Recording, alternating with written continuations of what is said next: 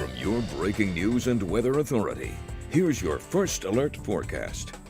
11:14, and it has been an active weather day. We had warning after warning after warning as these storms lined up and moved through eastern Carolina. Here's the loop of the last 6 hours. Lots of thunder and lightning with these storms. Heavy downpours, although they didn't amount to a whole lot, and certainly did have the wind with that. You heard it or you saw it, no doubt. Every one of these icons indicating an individual storm report that was submitted to the National Weather Service today. You can see that goes all the way up into Virginia and the entirety of the western half of our state as well. We got plenty of our own, so let's look through a few of those. And if you have any observations you'd like to share with me, you can send those to me on Twitter.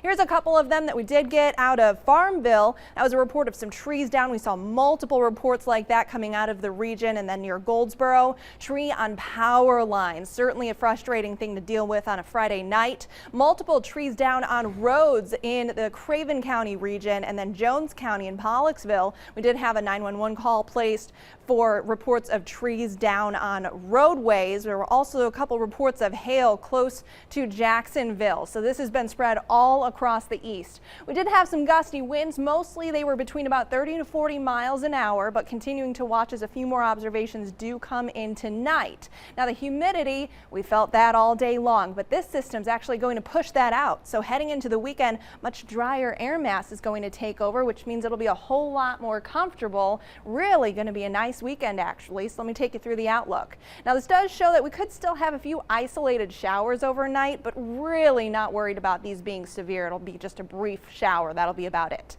Very few of us going to get any additional rain even. Here's as we get into Saturday. Now first thing Saturday, already kind of warm. We're going to wake up in the mid to upper 70s actually, and back to the mid to upper 80s for the afternoon. Here's around lunchtime. This is showing some green. Very unlikely we see any rain tomorrow. That just translates into a little bit more cloud cover.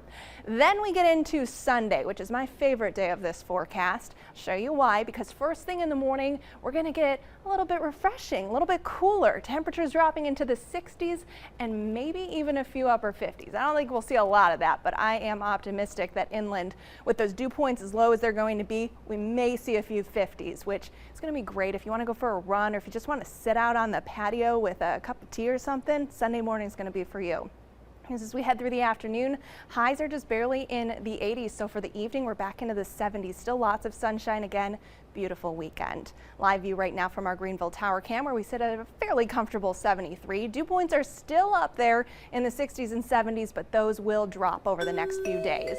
Here's a look at that 8-day forecast. Gorgeous weekend. Make lots of plans to get outside, because as we get into the second half of next week, we get a little bit more active again, and the 90s really return, Courtney.